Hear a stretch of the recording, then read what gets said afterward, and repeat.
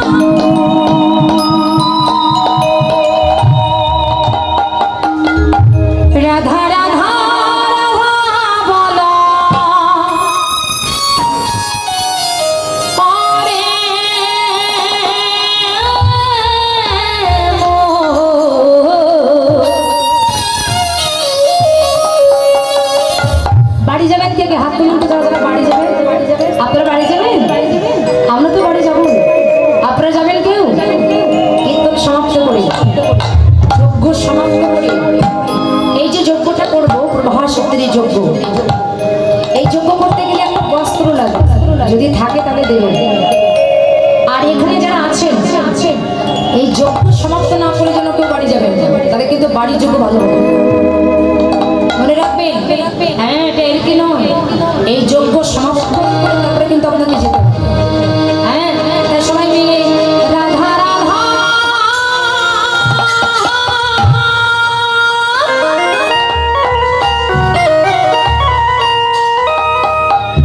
রাধা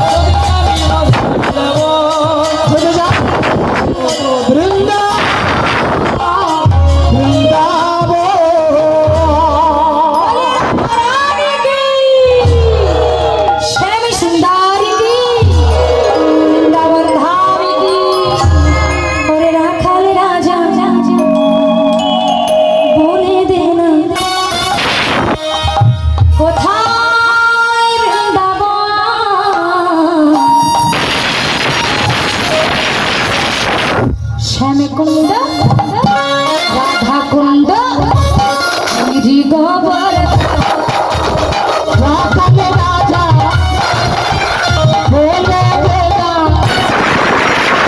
ভাই বললাম রাজা বন্ধ গোবর রাখা রাজা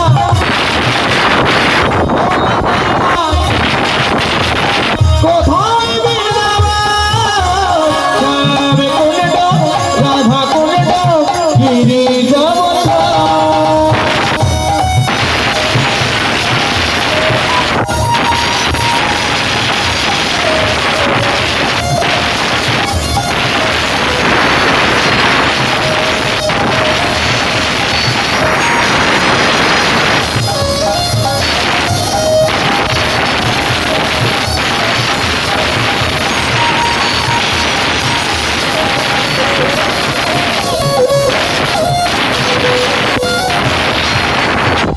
ভাগ্যবতী শ্রী যমুনা পূজার বনে যায় বেশি ভাবি বেশি ভাবি আর ভাগ্যবতী শ্রী যমুনা পূজা বেশি ঘাট বংশীবাদ আচ্ছা ওর হাত ধরে বলতে হবে ভাগ্যবতী শ্রী যমুনা পূজার বনে যায় শিবর আচ্ছা সবারা শ্রী যমুনা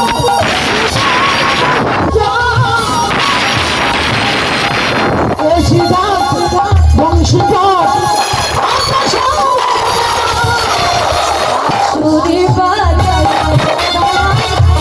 সুরে বাজায় বলে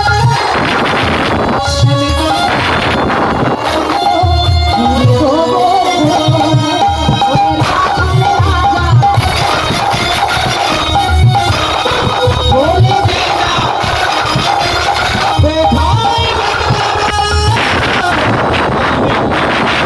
রাধা কোনটা গিরি জবন্ধা যাবে কোনটা রাধা কোনটা গিরি জবন্ধা যাবে কোনটা রাধা কোনটা গিরি জবন্ধা যাবে কোনটা রাধা কোনটা গিরি জবন্ধা যাবে কোনটা রাধা কোনটা গিরি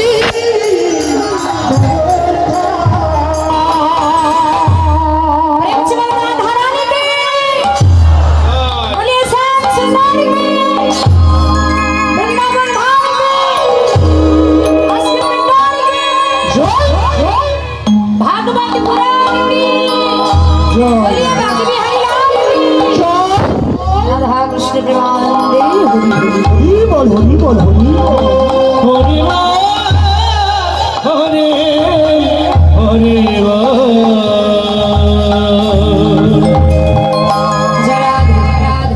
এবার শ্রীধাম বৃন্দাবনে ভগবান শ্রীকৃষ্ণ আমার মথুরা রাজা কংসকে নিধন করেন। কংসের পিতা উগ্রসেনকে মথুরা রাজত্ব দিয়ে ভগবান শ্রীকৃষ্ণ চলে গেলেন কোথায়? বৃন্দাবন ছেড়ে কোথায় চলে গেলেন? মথুরা ছেড়ে ভগবান চলে গেলেন কোথায়? সেই দ্বারকায়। ভগবান জেনে দ্বারকায় ছেড়ে চলে গেছে। এবার কি করছে বাবা? ভগবান শ্রীকৃষ্ণ আমার উচ্চ অট্টালিকা পরে বসে আছে। এদিকে যিনি দেবর্ষী নারদমুনি, নারদমুনির হাতে কি থাকে মা? নারদ কি বাজায়? কি বাজায়? হ্যাঁ, বীণা বাজায়। বীণা যন্ত্র বাজাতে বাজাতে ভগবান দেবর্ষী নারদমুনি আমার চলেছে। এবার ভগবান শ্রীকৃষ্ণ যজ্ঞ করবেন বলে, যেমন এই গ্রামে যজ্ঞ করতে গেলে কি করতে হয়? মনে করেন আপনাদের গ্রামে যদি একটা যজ্ঞ করবেন, তাহলে কি করবেন? এই গ্রামে যারা জ্ঞানী গুণী মানুষ আছে, যারা মুরব্বিয়ান আছে, তাদের সবার ডাকা হবে না? কি ও এরা কথা কেন দেখে লক্ষ্য করুন, কি করে সবার ডাকা হবে না? তো ভগবান শ্রীকৃষ্ণ যজ্ঞ করবে, দ্বারকার তিনি যজ্ঞ করবে। তাই কি করছে না, সবাইকে ডেকে ডুকে আমার ভগবান একটা শোভাতে বসে বৈষ্ণব এই কথা এক পাশে দাঁড়িয়ে রয়েছে। মিত্র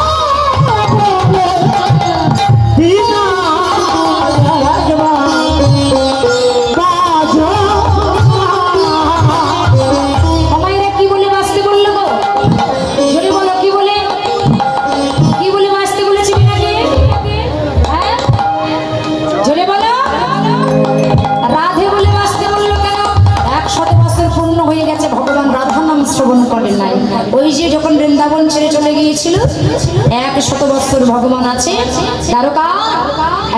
এবার কি করছেন, 100 বছর হয়ে গেছে, রাধা নাম শ্রবণ করে নাই। তাই নারদ মুনি বলেছি, বিনা দেখি তো ভগবানের মনে আছে কিনা সেই নাম। তাই বিনা বাজো, কি বলে, রাধা বলে বাজো, ও মুনি বিনা বেজে উঠল, অমনি বিনা বেজে উঠিল, নারদের বিনা বেজে উঠিল, নারদের বিনা বেজে উঠিল, জয় রাধে ও মুনি বিনা বেজে উঠিল, জয় রাধে শ্রী রাধে বলে, নারদের বিনা বেজে উঠিল, জয় রাধে শ্রী রাধে বলে, আজ মুনি বিনা বেজে উঠিল। জয় রাধে শ্রী রাধে বলে, ও তুমি বিনা বেজে উঠিল, জয় রাধে শ্রী রাধে বলে, ও তুমি বিনা বেজে উঠিল, জয় রাধে শ্রী রাধে বলে, ও নারদের বিনা বেজে উঠিল। যেই না বাবা জয় রাধে শ্রী রাধে বলে নারদের বিনা বেজে উঠেছে, ভগবান শ্রীকৃষ্ণ আমার কোথায় বসেছিলেন, উচ্চ অট্টালিকার উপরে বসেছিলেন। এই যে এখানে ভগবান বসে আছে। আর যেই না বাবা বিনা বাজিয়েছে, ওই বিনা ধ্বনি শ্রবণ করে রাধা বলে বাজিয়েছে। ভগবান উচ্চ অট্টালিকাটা পরিত্যাগ করে যাকে কেউ নামাতে পারে না, সেই রাধারাম যেই না রাধা বলে বেজে উঠেছে, ওই রাধা নামে ধ্বনি শ্রবণ করে ভগবান আস্তে আস্তে উচ্চ অট্টালিকা থেকে নিচে নেমে এলেন। নিচে নেমে এসে নারদকে ডেকে বলছে, ওগো কে গো, কে গো তুমি এমন করে এত সুন্দর করে বিনা বাজিয়েছো, কে তুমি? দেবশ্রী নারদ মুনি বলছে, ও দয়াময়, দ্বারকা এসে দেখছি সবকিছু ভুলে গেলে। আরে আমি হলাম নারদ গো, নারদ। নারদ তুমি অমন কবি আর বিনা বাজে বলে, কেন? বলে তুমি জানো না 100 বছর পূর্ণ হয়ে গেছে, আমি ওই রাধা নাম শ্রবণ করি না। ওই নাম আমার ভজনের মূল মন্ত্র, রাধা নাম আমার সাধনের মূল মন্ত্র, তাই নারদ গো, এই নাম তুমি আর বলো না, আমি সইতে পারব না, সইতে পারব। তবে শোনো শোনো নারদ, তোমাকে একটা সুসংবাদ দেব। বাবা কি বলেছে? সুসংবাদ। তো বলছে, প্রভু ও দয়াময়, সেই সুসংবাদটা কি? বলছে, নারদ তুমি জানো, নারদ দিদিভাই, ও নারদ তুমি জানো না, আমি এই দ্বারকায় প্রভাস বলে একটা যজ্ঞ করব, যার নাম হচ্ছে প্রভাস যজ্ঞ, অর্থাৎ দানব্রত যজ্ঞ। তখন দেবশ্রী নারদ মুনি বলেছিল, দয়াময় তুমি দানব্রত যজ্ঞ করছো, তা দানব্রত যজ্ঞ করলে যে যা দান চায় তাকে কিন্তু তাই দান করতে হবে। কেউ যদি গোদান চায় তুমি গোদান করবে, কেউ যদি ভূমি দান চায় ভূমি দান করবে, তোমার কাছে যে যা দান চাইবে তুমি তাকে তাই দান করবে। আর দয়াময় কেউ যদি তোমাকে চায়, তুমি জন্মের মতো তার হবে। বলতে শোনো নারদ, আমি যে যজ্ঞ করছি তোমাকে একটা সুসংবাদ দেওয়ার আছে। কি সুসংবাদ? বলে, নারদ আমার এই যজ্ঞে যে নিমন্ত্রণ, কি করে যজ্ঞ করতে গেলে নিমন্ত্রণ করতে হয় না? এই যেমন আমার দাদা ভাইরা এখানে কীর্তন দিয়েছে, হয়েছে বাবা লোকনাথ, লোকনাথ বাবার তিরোধাম উপলক্ষে এখানে যে কীর্তন, আপনাদের নিমন্ত্রণ দেয় নাই? কি গো মায়েরা, নিমন্ত্রণ দিয়েছে তো? নিমন্ত্রণ না দিলে তারা আপনার আসে না নাকি? তাহলে যজ্ঞ করতে গেলে নিমন্ত্রণ করতে হবে। এখন ভগবান শ্রীকৃষ্ণ রাজকে ডেকে বলছে, তোমাকে একটা সুসংবাদ। কি সুসংবাদ? বলে, আমি যে যজ্ঞ করছি, আমার এই যজ্ঞের নিমন্ত্রণ ভাতটা তোমাকে নিতে হবে। হ্যাঁ, এ তো বড় খুশির সংবাদ। যজ্ঞের নিমন্ত্রণ ভার আমি নেব, ঠিক আছে? হ্যাঁ নারদ যাও, আর দেরি করো না। আমি এই যে নিমন্ত্রণ পত্র লিখছি, এই নিমন্ত্রণ পত্রগুলো আমি লিখে তোমার কাছে দিলাম। স্বর্গমর্ত পাতাল ত্রিভুবন সব জায়গায় ভগবান নিমন্ত্রণ লিখে এবার দেবশ্রী নারদ মুনির কাছে দিয়েছে। লক্ষ্য করো, দেবশ্রী নারদ মুনির কাছে যখন নিমন্ত্রণ লিখে দিয়েছি বাবা, দেবশ্রী নারদ মুনি ওই নিমন্ত্রণ পত্র নিয়ে যাচ্ছে। হঠাৎ যেতে যেতে দাদা বলরাম পিছন থেকে ডেকে বলছে, বলে,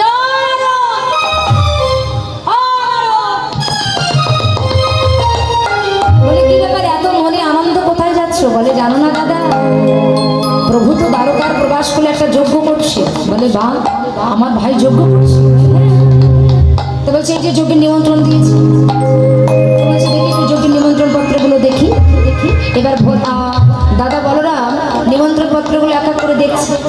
তা দেখছে যে স্বর্গ মর্ত পাতাল ত্রিভুবন বাবা সব জায়গায় নিমন্ত্রণ দেওয়া হয়েছে, এক জায়গায় নিমন্ত্রণ দেওয়া হয় নাই। কোথায়? বৃন্দাবনে মাতা যশোমতীর কাছে আর পিতানন্দ মহারাজার কাছে।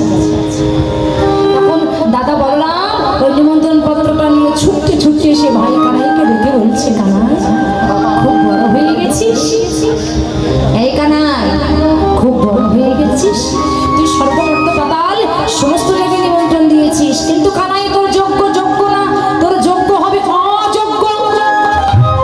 বলে কেন দাদা, তুমি কেন এমন করে বলছো? তখন দাদা বলরাম বলছে, ভাই কানাই পুত্র যদি হইবে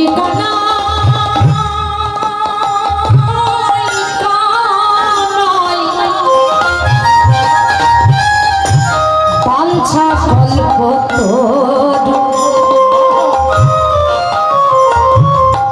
ওরে পিতা মাতা জগতের হইবে করো গুরু। ওরে পুত্র যদি হইবে কানা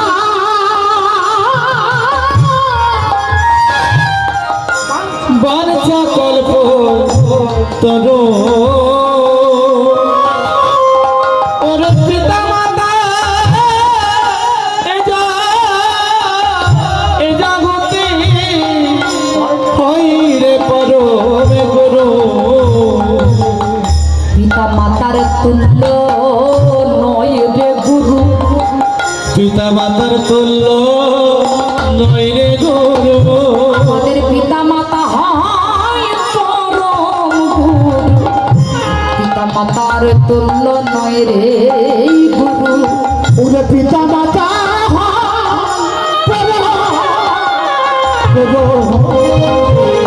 পিতা মাতার তুল্য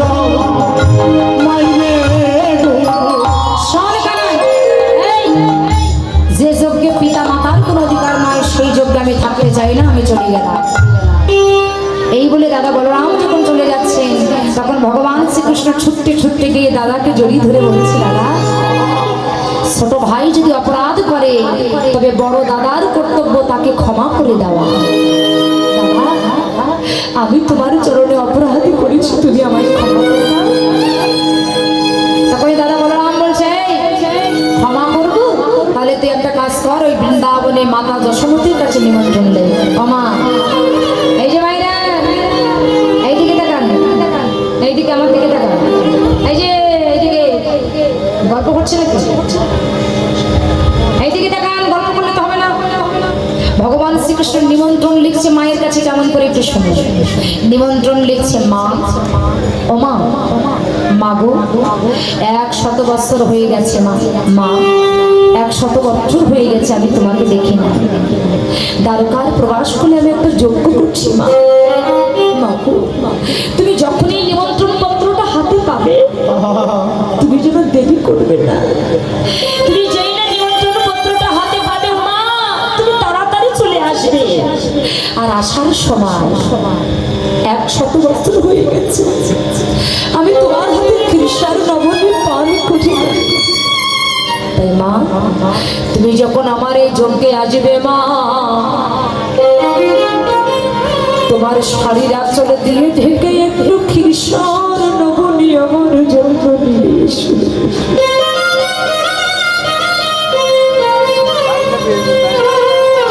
মাগো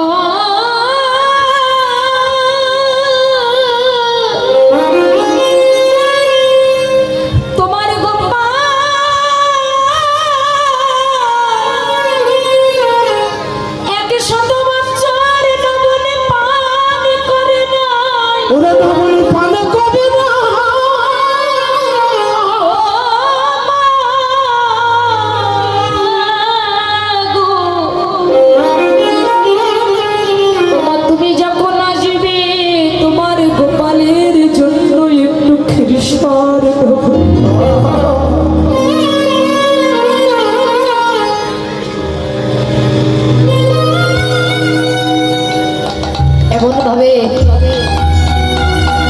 নয়নের জলে ভাসতে ভাসতেই নিমন্ত্রণ পত্রটা লিখেছি। নিমন্ত্রণ পত্রটা লিখে কার কাছে দিয়েছি? ওই যে নিমন্ত্রণ নিয়ে যাচ্ছিল কে? হ্যাঁ, দেবশ্রী নারদ। এখন নারদের কাছে দিয়েছি বাবা। আচ্ছা বলুন তো বাবা, যজ্ঞ করতে গেলে সর্বপ্রথমে কাকে নিমন্ত্রণ দিতে হয়? মায়েরা বলুন, যজ্ঞ করতে গেলে প্রথমে কাকে নিমন্ত্রণ দিতে হয়? হ্যাঁ, জানেন বাবারা? জানেন যজ্ঞ করতে গেলে সর্বপ্রথমে কাকে নিমন্ত্রণ দিতে হয়?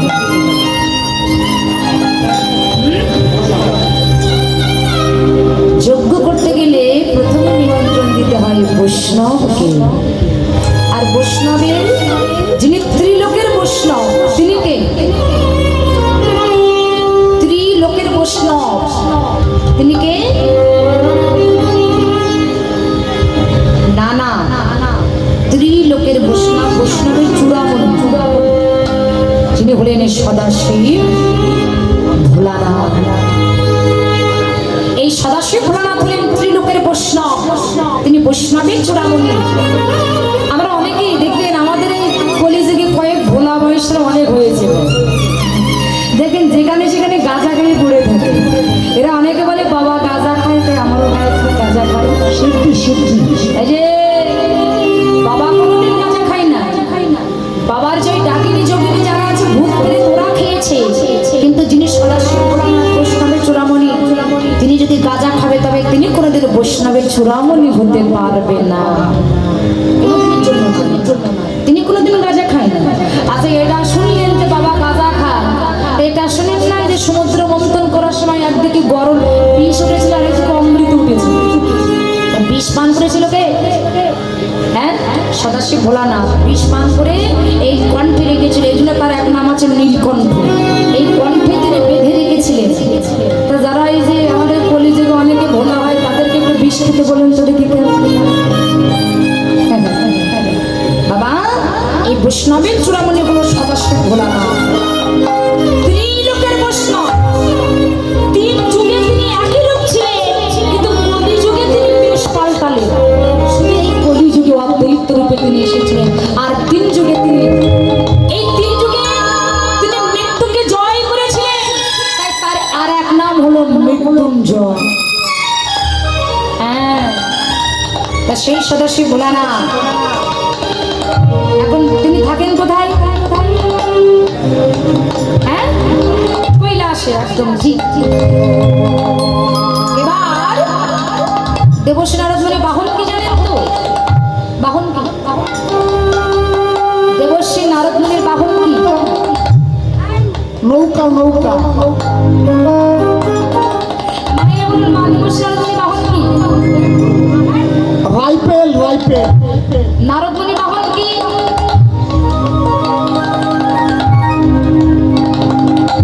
জানো না? ঢেকি ঢেকি। তোমরা চাল কোটো, চাল কোটো।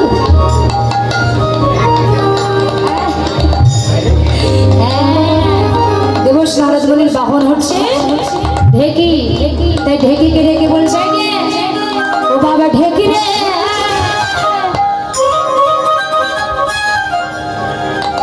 ও বাবা ঢেকি রে, চল বাবা চল, চল না বাবা বৃন্দাবনে যাই। ও বাবা ঢেকি রে, চল না বাবা বৃন্দাবনে যাই। ও বাবা ঢেকি রে, চল না বৃন্দাবনে যাই। ও বাবা ঢেকি রে, চল না বাবা বৃন্দাবনে যাই। ও বাবা ঢেকি রে, চল না বৃন্দাবনে যাই। বৃন্দাবনে যাই আমরা, বৃন্দাবনে।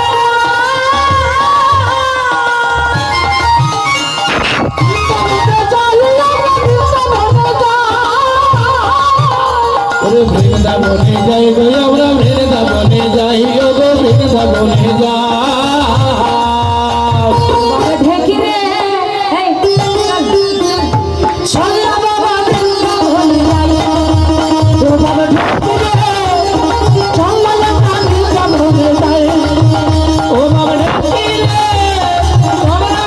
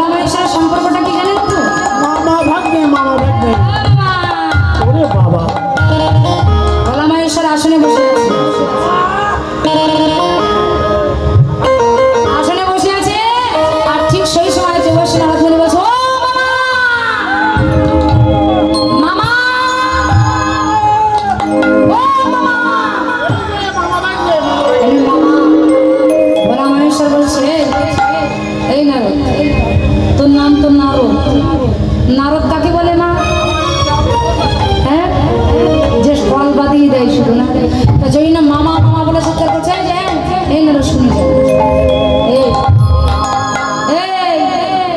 তুই কোনো কলটাল বাদিয়ে দিয়ে আসিস না, তোর মামির সাথে আমার কোনো কলটাল বাদিয়ে দিস না মামা। তুমি শুধু আমার এইরকম মনে কর, আমি কি ভালো কিছু বাড়ি না, তোকে বিশ্বাস তোর ভাবটা আমার ভালো ঠেকছে না, তুই কোনো কলটাল বাদিয়ে দিস না তো নারদ?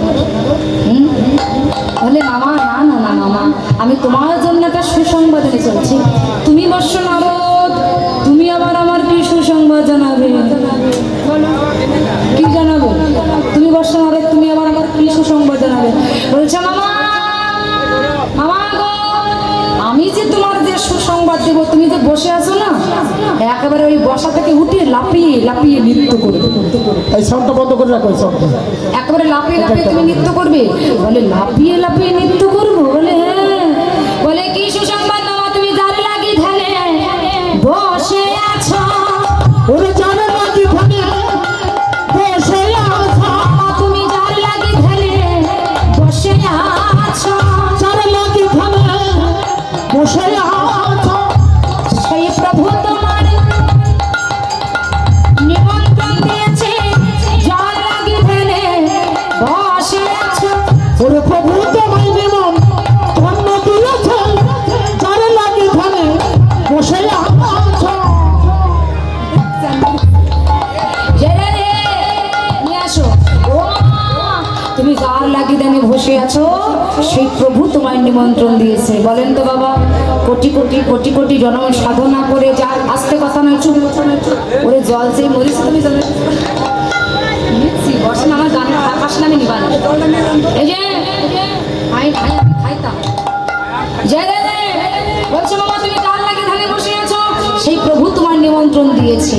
এখন বাবা যেই না বলেছে যে প্রভু তোমায় নিমন্ত্রণ দিয়েছে, একেবারে ভোলা মহেশ্বর যে আসনে বসেছিল, একবারে লাফিয়ে ভোলা নাচিতে লাগিল, নাচিতে লাগিল, ও বলা নাচিতে লাগিল, ভোলা নাচিতে লাগিল, ভোলা নাচিতে লাগিল, শপথ করে নাচিতে লাগিল, ওরে বম বম বম শব্দ করে নাচিতে লাগিল, শব্দ করে নাচিতে লাগিল, ধুমধাম করে নাচিতে লাগিল, ভোলা নাচিতে লাগিল, ভোলা নাচিতে লাগিল, শব্দ করে নাচিতে লাগিল। বম বম বম শব্দ করে নাচিতে লাগিল। এমন সময় শঙ্করী এসেছে, শঙ্করী। আচ্ছা শঙ্করী কার নাম? শঙ্করী কার নাম? মায়েরে বলো মা, শঙ্করী কার নাম? বড় মেটি পাওয়া যাবে। ও মায়েরা, শঙ্করী কার নাম? হ্যাঁ, আরে শঙ্করী মা দুর্গা কি ছিল?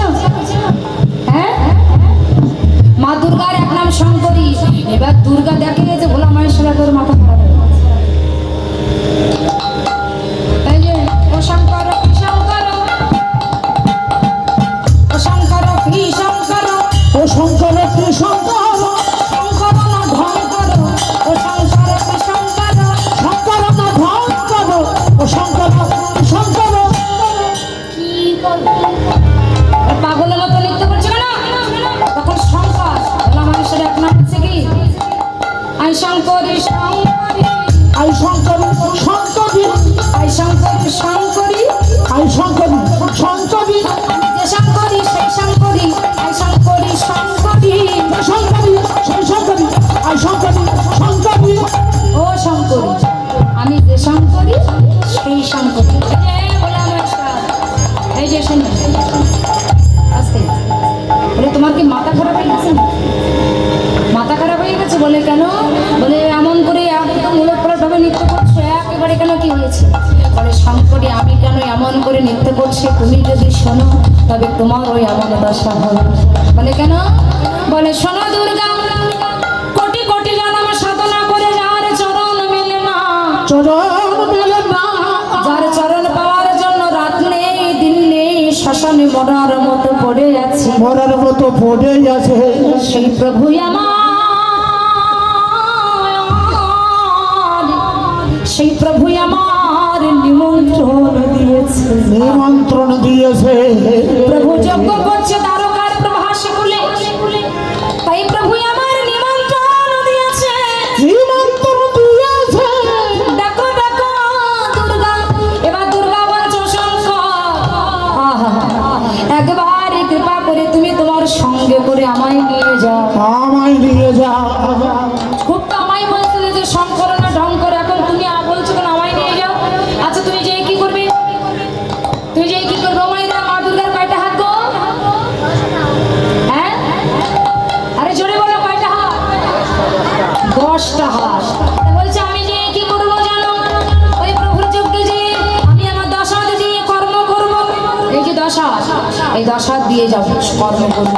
এমন সময় ভোলা মহেশ্বর বলছে শোনো, তুমি জেনেছো জেনে জেনে, আর কেউ জানে জানে, চুপি চুপি চলো না, চুপি চুপি চলো না, কেহ জানো না জানে, চুপি চুপি চলো। কেহ জানো না জানে, চুপি চুপি চলো না। এই না যেই বলেছে বাবা লক্ষ্মী এসে বলছে ও মা, মা, আমায় একটু নিয়ে যাও। দুর্গা বলছে কোথায় নিয়ে যাবো? বলে তোমরা যেখানে যাচ্ছ বলো না মা, কোথায় যাচ্ছ? বলে প্রভু যজ্ঞ করছে তাই যজ্ঞে যাচ্ছি। মা একটু আমায় নিয়ে যাও। বলে এই লক্ষ্মী তুই কি করতে যাবি? বলে আমি যে প্রভু আমায় ধন সম্পদ দিয়ে রেখেছে, লক্ষ্মী কিসের দেবী? আগে দিয়ে, আগে তো বলে দিলাম, ধন সম্পদের দেবী কে দিয়েছে? প্রভু দিয়েছে। মা গো, প্রভু যজ্ঞে যদি না যায়, যদি কোনো ধন সম্পদের অভাব পড়ে তখন আমাকে তো লাগবে। দুর্গা বলছে শোন লক্ষ্মী, এই, চল আমার সাথে, সরস্বতী না জানে, চল আমার সাথে, আমার সাথে যাবি। আর কেউ যেন না জানে, সরস্বতী যেন জানে না। যেই না বলেছে সরস্বতী এসে বলছে ও মা, আয় নিয়ে যাবে না। সরস্বতী বলছে না, এই যে মহা মুশকিলে পড়েছে, এই সরস্বতী তুই যে কি করবি? বলে মা গো, আমায় তো যেতে হবে। যেতে হবে। তাই ছেলে মেয়েরা বলো তো সরস্বতী কিসের দেবী?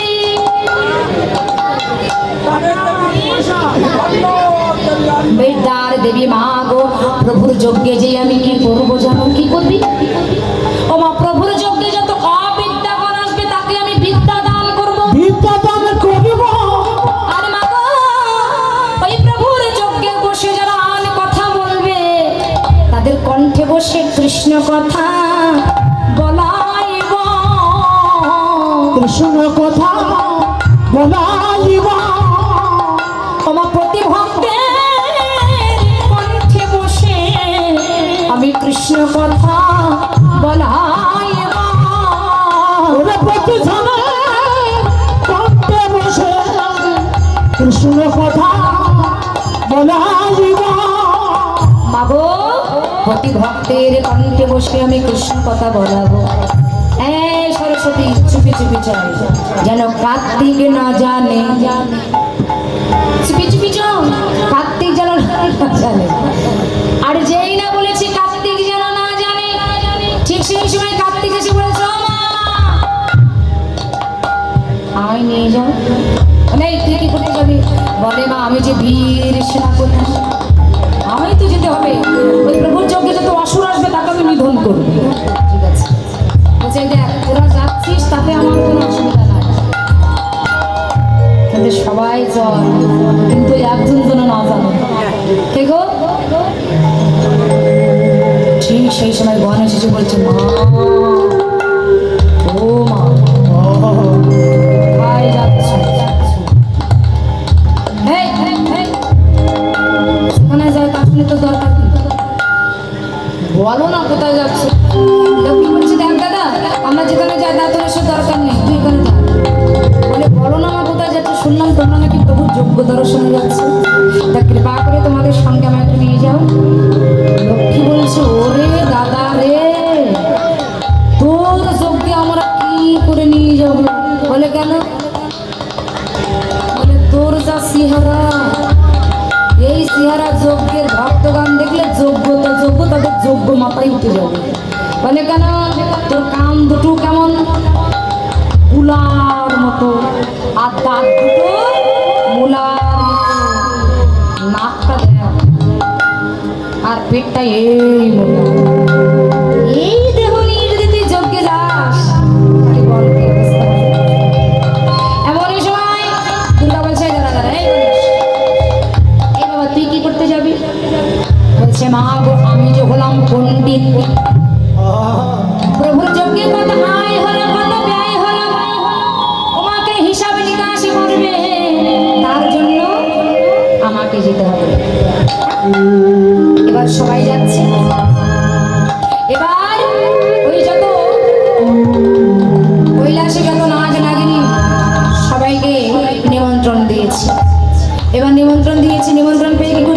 ব্রহ্মা নাচিছে মহেশ্বর নাচিছে ব্রহ্মা নাচিছে মহেশ্বর নাচিছে ব্রহ্মা নাচিছে মহেশ্বর ওই নাচিছে ব্রহ্মা নাচিছে মহেশ্বর নাচিছে কথা থইয়া থইয়া বলে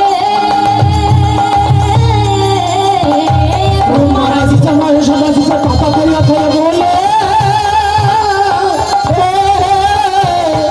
দাগিনী নাচিছে যোগিনী নাচিছে ডাকিনী নাচিছে যোগিনী নাচিছে আনন্দে বিভোর হয় আনন্দে বিভোর হয় ওরে ডাকিনী নাচিছে যোগিনী নাচিছে আনন্দে বিভোর হইয়া আনন্দে বিভোর হইয়া তারা সাজি সাজি চলেছে রে তারা সারি সারি চলেছে রে আমার প্রভুর যজ্ঞে যাবে বলে সারি সারি চলেছে রে আমার প্রভুর যাবি বলে সারি সারি চলেছে গো সারি সারি যাচ্ছে ওমা